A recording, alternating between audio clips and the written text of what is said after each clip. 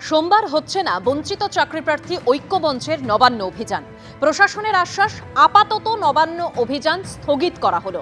পুলিশের সঙ্গে একাধিক বৈঠকের পরেই নবান্ন অভিযান স্থগিত। মুখ্য সচিবের সঙ্গে আন্দোলনকারীদের বৈঠকের আশ্বাস পুলিশের। সরকারের উপর আস্থা রেখে আন্দোলন 15 দিনের জন্য স্থগিত রাখা হলো। নবান্ন অভিযান স্থগিত নিয়ে দাবি চাকরিজীবী ও চাকরিহারা ঐক্যমঞ্চের। যে আমরা নবান্ন অভিযানটা আপাতত কিছুদিনের জন্য পিছিয়ে দিচ্ছি, কিছুদিনের জন্য স্থগিত রাখছি। আপনারা জানেন যে গতকাল আমরা শিবপুর থানা থেকে শুরু করে লালবাজার থেকে শুরু করে ভবানী পর্যন্ত আমরা বৈঠক করেছি এবং বৈঠক করার পর একটা সিদ্ধান্ত হয়েছে যে আমাদের সঙ্গে একটা কমিটি গঠন করে মুখ্য সচিব বসবেন এবং উনি আমাদের সমস্যাগুলো সমাধান করবেন।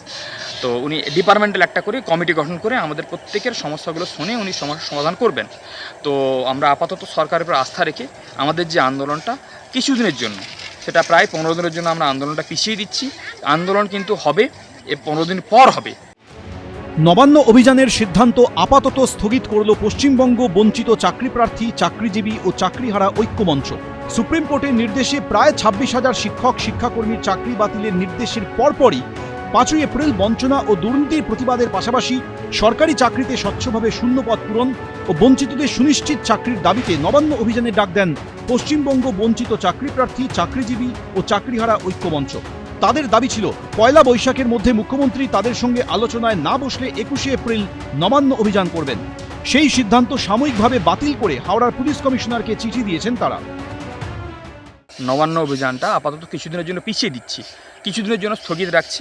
সিদ্ধান্ত হয়েছে যে আমাদের সঙ্গে একটা কমিটি গঠন করে মুখ্য সচিব বসবেন। আমরা আপাতত সরকারের উপর আস্থা রেখে আমাদের যে আন্দোলনটা কিছুদিনের জন্য, সেটা প্রায় 15 দিনের জন্য আমরা আন্দোলনটা পিছিয়ে দিচ্ছি। যদি ঠিকভাবে প্রসিড না হয় তাহলে কিন্তু আমরা আরও বিধ্বংসী, আরও অনেকভাবে গুছিয়ে আমরা একটা নবান্ন অভিযান করব। বুঝছেন যেগুলো করার নয়, এবং যারা উস্কাচ্ছেন তারাও বুঝছেন। ওই যে কারণে ওই 3 জন অনশনে বসে 2 দিনের মধ্যে বাড়ি চলে গেলেন না, তো সুতরাং দুম করে একটা সরকার বিরোধী হাওয়া তুলতে গেলেন। বুঝলেন যখন যে যাদের জন্য করা, তারা বুঝছেন যে একটা আইনি লড়াই চলছে, অকারণ এখন এইসব অশান্তি মানে মানুষকে বিরক্ত করার কোনো মানে হয় না, তো সেই চাপে পড়ে তারা সরে যাচ্ছেন।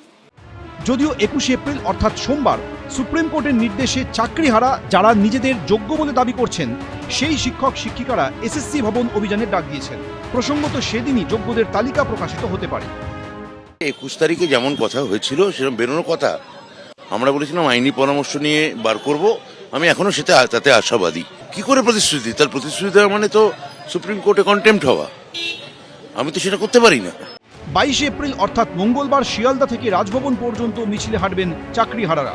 গত বৃহস্পতিবার অযোগ্য বলে চিহ্নিত না হওয়াদের 31 ডিসেম্বর পর্যন্ত স্কুলে যাওয়ার অনুমতি দিয়েছে সুপ্রিম কোর্ট। যদিও অযোগ্যদের টার্মিনেশন লেটার না দেওয়া অবধি যোগ্য শিক্ষকদের অনেকেই স্কুলমুখ হতে চাইছেন না।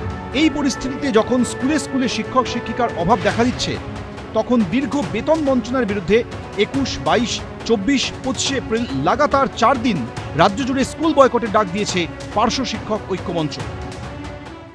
আমাদের মূল উদ্দেশ্য হচ্ছে মাননীয় মুখ্যমন্ত্রীর দৃষ্টি আকর্ষণ করা এবং তার দেওয়া প্রতিশ্রুতি, তিনি যে প্রতিশ্রুতি দিয়েছিলেন ক্ষমতায় আসার আগে এবং ক্ষমতায় আসার পরে, সেই প্রতিশ্রুতি যাতে অবিলম্বে কার্যকর হয়। ঠিক সে কারণেই আমরা রাজ্যের 48,500 শিক্ষক শিক্ষিকা, প্রাথমিক এবং উচ্চ প্রাথমিকের পার্শ্ব শিক্ষক শিক্ষিকারা আবারও স্কুল বয়কটের আহ্বান করেছি। 26,000 চাকরিহারাদের মধ্যে অযোগ্য বলে চিহ্নিত নন এমন শিক্ষকদের 31 ডিসেম্বর পর্যন্ত কাজ চালিয়ে যাওয়ার নির্দেশ দিলেও গ্রুপ সি ও গ্রুপ ডির শিক্ষাকর্মীদের ক্ষেত্রে এমন কোনো নির্দেশ দেয়নি সুপ্রিম কোর্ট। এ নিয়ে এদিন সুর চড়ালো West Bengal School and Madrasa Clerks Association. যে শুধু শিক্ষকরা গেলে রাজ্য সরকার বিদ্যালয় পরিচালনা করতে পারবে না, ঠিক যেমনভাবে যদি কোনো দপ্তরের ক্লার্ক এবং গ্রুপ ডিরা অনুপস্থিত হয়ে যায় তাহলে সেই দপ্তরটি অকেজো হয়ে যাবে, একই রকমভাবে বিদ্যালয় অকেজো হয়ে যাবে। আমরা দাবি করছি এই মুহূর্তে পর্ষদের আবারও মহামান্য আদালতের কাছে যেতে হবে, আবারও আবেদন করতে হবে এবং এই বিষয়টি যেটি আমরা বলছি সেটিকে পুনর্বিবেচনা করে এদেরকে পুনর্বহাল করার এবং এই সাময়িক পুনর্বহাল করার জন্য শিক্ষাকর্মীদেরকে আবেদন করতে হবে। সরকার, বোর্ড আর এসএসসি প্রথমেই দায়ী। হ্যাঁ, আমি যেটা বলতে চাইছি, লাস্টে যেটা করলো সেটা আমার মনে হয়েছে বোর্ড ইচ্ছাকৃতভাবে ডিভাইড অ্যান্ড রুল পদ্ধতি অ্যাপ্লাই করেছে, যাতে শিক্ষক এবং শিক্ষাকর্মীরা আমরা যেই একটা রায়ে একসাথে আন্দোলন করছিলাম সেই আন্দোলনটাকেও ভেঙে দেওয়া যায়। এই ডিভাইড অ্যান্ড রুলটা ওনারা এই জন্যই প্রয়োগ করেছেন।